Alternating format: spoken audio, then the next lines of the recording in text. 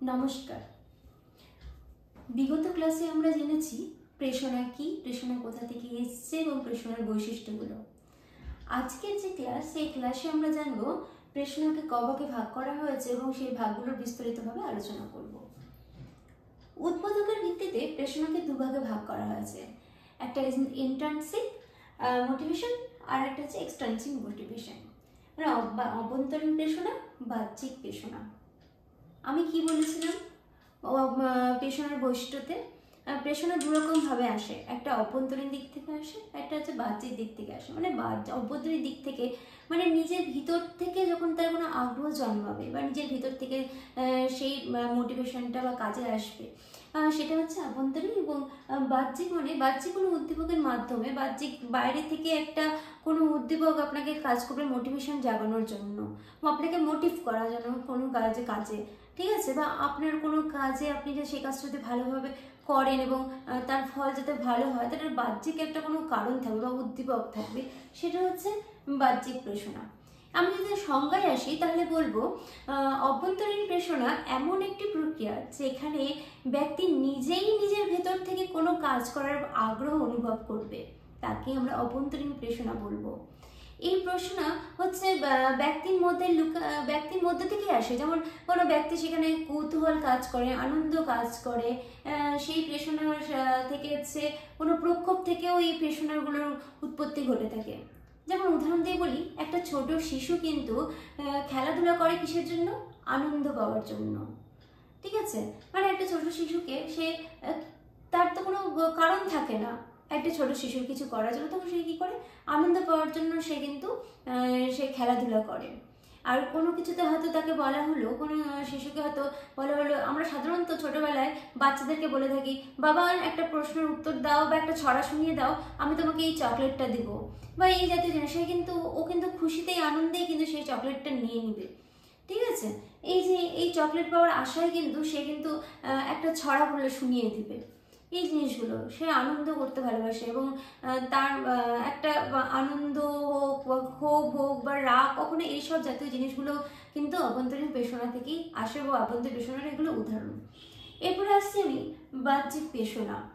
বাহ্যিক প্রেষণা তখনই দেখা যায় যখন কেউ ব্যক্তিকে কোনো পুরস্কার, স্বীকৃতি বা শাস্তির ভয় দেখিয়ে প্রভাবিত করে বা ভয় দেখিয়ে সেই কাজটা করিয়ে থাকে। যেমন কোনো, আমি আগের ক্লাসে একটা উদাহরণ দিয়েছিলাম, আজকেও আবার সেই উদাহরণটা দিব। কোনো ছাত্রকে কোনো কিছুর হোম টাস্ক করতে বলা হয়েছে, সেই হোম টাস্কটা সে স্কুলে অবশ্যই করে নিয়ে যাবে। কেন? তার মনের মধ্যে একটা ভয় থাকবে যে আমি যদি হোম টাস্কটা করে না নিয়ে যাই, কমপ্লিট করে না নিয়ে যাই, সে কিন্তু তার ম্যাম কিন্তু তাকে শাস্তি দেবে।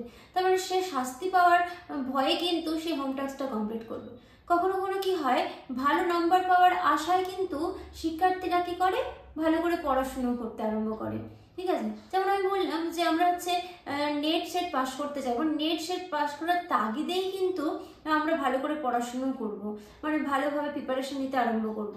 এই যে আমরা নেট সেট পাস করতে চাই, একটা যে চাহিদা থাকছে, এই করার ক্ষেত্রে যে আমাকে বাহ্যিক দিক থেকে একটা আমাকে তাগিদ করছে, না আমাকে এটা করতে হবে, ভালো করে পড়তে হবে, তাহলেই আমি ভালো রেজাল্ট করতে পারবো বা ভালোভাবে পরীক্ষা পাস করতে পারবো। এই জিনিসগুলো চলে আসছে সমস্তটা বাহ্যিক প্রেষণায়। এবার বাহ্যিক প্রেষণা আবার 3 রকমের হয়ে থাকে। বাহ্যিক প্রেষণাকে মানে 3 রকম ভাবে হয়ে থাকে। একটা হচ্ছে শারীরিক বাহ্যিক প্রেষণা, আর দ্বিতীয় হচ্ছে ব্যক্তিগত, আর তৃতীয় হচ্ছে সামাজিক। শারীরিক বাহ্যিক প্রেষণা যেটা, সেটা হচ্ছে শারীরিক দিক থেকে যে চাহিদাটা থাকে, যেমন হচ্ছে খিদা বা খাদ্যের চাহিদা, বা জল তেষ্টা পেয়েছে, আমাকে জল খেতে হবে, এই জাতীয় জিনিসগুলো। আর ব্যক্তিগত যে চাহিদা রয়েছে, সেটা ব্যক্তিগত যে প্রেষণা রয়েছে, সেগুলো হচ্ছে আগ্রহ, মনোভাব, মূল্যবোধ, আত্মসচেতনতা। মানে তার একটা আগ্রহ থাকবে কাজ করার দিকে, মানে তার একটা মনোভাব থাকবে যে আমাকে এই কাজটা করতে হবে, মানে একটা ভালো তার মূল্যবোধ, মানে কাজের প্রতি তার একটা মূল্যবোধ, জ্ঞান, ভ্যালু, কাজটার কতটা ভ্যালু রয়েছে, ভ্যালুয়েবল কতটা, সেই জাতীয় জিনিসগুলো চলে আসা হচ্ছে ব্যক্তিগত মোটিভেশনের দিকে। আর একটা হচ্ছে সামাজিক দিকে, মানে সামাজিক থেকে মানে সামাজিক চাহিদা, সামাজিক মর্যাদা, এটা বলে মানে আমাকে সমাজে একটা ভালো জায়গায় দাঁড়াতে হবে, আমার নিজেদের একটা আত্মসম্মান বোধ রয়েছে, বা আমার একটা ভালোবাসা পাওয়ার জন্য, যে না আমি এই জিনিসটা কাজ, আমি এই কাজটা করলে মানুষের ভালোবাসা পাবো, বা আমি সমাজ সেবামূলক কোনো যদি কাজ করি সবাই আমাকে একটা ভালোবাসা দিবে, এই জাতীয় জিনিসগুলো। বা আমার হচ্ছে অর্থ উপার্জন করার জন্য, যেমন কোনো অফিসের কোনো কর্মচারী বেতনের আশায় কিন্তু সে কাজ করে থাকে, যে একটা আমি একদিন যদি ভালো পারফরমেন্স করি, ভালো কাজ করি, অবশ্যই তার আমি একটা পারিশ্রমিক পাবো, বা আমি একটা আমি স্যালারি পাবো, ঠিক আছে। ওই স্যালারি পাওয়ার আশায় কিন্তু আমরা কিন্তু কাজ করে থাকি, বা কর্মজীবী মানুষরা নিজেদের কাজগুলো করে থাকে, ঠিক আছে। বা একটা শ্রদ্ধা, মানে তার আমরা চাই যে কাউকে একটু শ্রদ্ধা করা, বা মন থেকে যে শ্রদ্ধাটা উঠে আসে, এই জাতীয় জিনিসগুলো সব কিন্তু চলে আসছে হচ্ছে বাহ্যিক পেশনের মধ্যে। তাহলে আজকে আমরা কি করলাম? আজকে বললাম হচ্ছে মোটিভেশনের যে দুটো ভিত্তি রয়েছে, মোটিভেশনকে যে উদ্বোধকের ভিত্তিতে যে দুটো ভাগে ভাগ করা হয়েছে, সামাজিক, অভ্যন্তরীণ এবং বাহ্যিক পেশনে, সেগুলো নিয়ে আমরা আলোচনা করলাম। ঠিক আছে, আজকে এইটুকুটাই। নেক্সট ক্লাসে আবার দেখা হবে। নমস্কার।